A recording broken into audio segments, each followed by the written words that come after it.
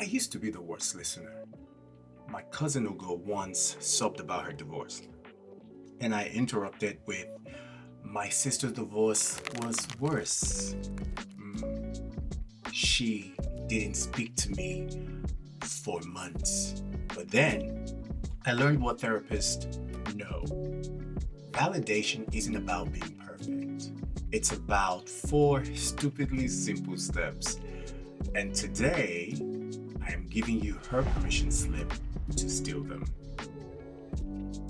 But before I share these four simple steps, let's look at this another way. Have you ever opened up to someone and they instantly jumped in with, "You know what you should do?" Or even worse, "That's not a big deal, you're overreacting." And in that moment, you stop talking, you shut down. Because what you needed wasn't advice, you just wanted to feel understood. But here's the thing, you don't need to be a therapist to listen like one.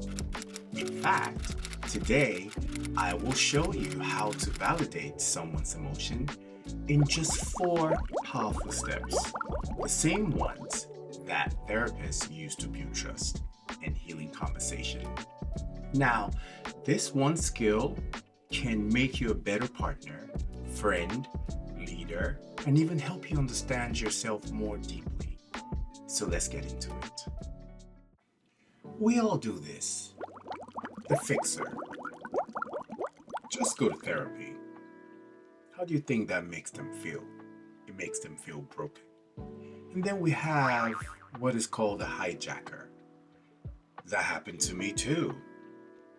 And what you think that does is steals their moment. And finally, we're all very familiar with this. It's called the ghost. And we know we have that in terms of when it comes to a relationship and trying to get to know someone and people ghost you. But imagine when you're also trying to listen to someone and then after listening to their issues, and what happens? You leave them stranded. Most people think listening is just about being quiet, but it's not. True listening means helping someone feel heard, safe, and seen. When someone shares something vulnerable, they're not looking for solutions right away. They're scanning. Is it safe to be real here? If we interrupt, minimize, or compare, we shut that door. But when we validate them, and even if we don't agree, we build emotional safety. But here's the truth. Therapists aren't magic. They follow a blueprint. And the first step starts with this. The four-step validation method. Step 1, acknowledge the emotion. The first step is simply naming the emotion you think they're feeling. Say things like, "That sounds really frustrating. I can see how that made you feel heard." Even if you're wrong, the act of trying to understand is powerful. Step 2, normalize the feeling. Next, normalize it. This means reminding them that their feelings make sense in context. Say things like, "Anyone in your shoes would feel that way." Giving what you've been through, that reaction is totally valid.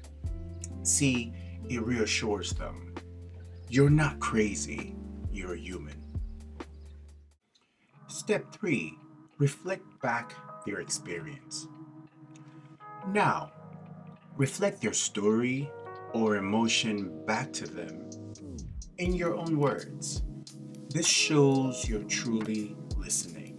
Say things like, "So what I'm hearing is that you felt invincible during that meeting." Or, "You're saying it's less about what they said and more about how it made you feel unheard. Now, this step deepens trust and helps them feel seen.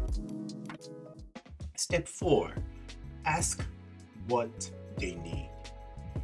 Finally, ask a gentle question to invite their needs into the space. Say things like, do you want advice, or do you just need someone to hold space right now? Or would it help to talk through this, or should I just sit here with you quietly? That question changes lives. It gives them control over how they want to be supported. Let's look at some examples, and we can call this example conversations before and after. So let's look at what this sounds like in real life so you can have practical examples that you can practice on. So let's imagine and think about what a poor response sounds like. So you're speaking with a friend, and the friend says, work is killing me. My boss doesn't respect me. And you respond something like this. You just need to stand up to them. I'd never let someone treat me like that. So think about how that response would sound. So this is another response that you can actually think about, like a right response. We just gave you a previous response, and we can call this a validation response. So the friend says, work is killing me. My boss doesn't respect me. You would respond something like, wow, that must be draining. Anyone would feel discouraged being treated like that. You're doing a lot to hold it together. What would feel helpful for you right now? Do you want to vent or want to explore next steps together? See, that's the difference between fixing and validating. The first one pressures, but the second response heals. Remember Ugo, my cousin I talked about earlier in the video? After I used V.A.L.I.D, she finally told me, that night you didn't try to fix me. It was the first time I felt human in a year. See, that really touched me when she told me that. So validation isn't about being a therapist. It's about being human. But you might ask the question, what if I mess up? That's fine. And I'm going to give you an example, a conversation that I had with my mom last week. So last week I told my mom, that sounds hard, about her flight delay. Then immediately complained about the flight that I had 2 weeks ago. But guess what?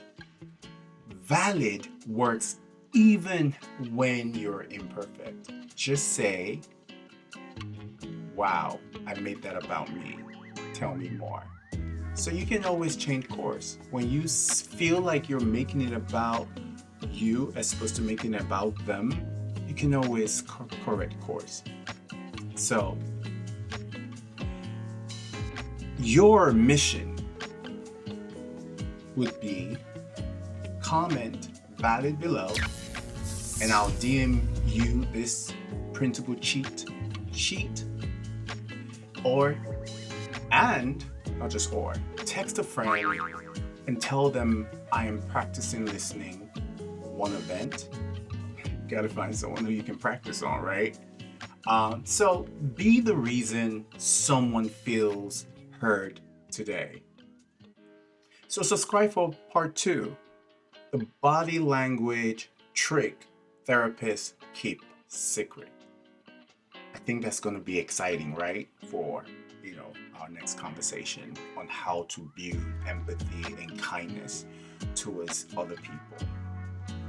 And so, if you have made it this far, I challenge you, use the 4-step validation method in your next conversation. Start small with a friend, a partner, a sibling, even with yourself. The more we practice validation, the more we build a world where people feel safe being human. And that is everything. So, drop a comment below. Which of the 4 steps do you struggle with and why? And let's grow together. And if this video helped you, give it a thumbs up, share with someone you care about, and subscribe for more content on empathy, communication, and emotional intelligence. Thank you so much for taking the time to listen to this video. I appreciate you all and I love you all. Bye-bye.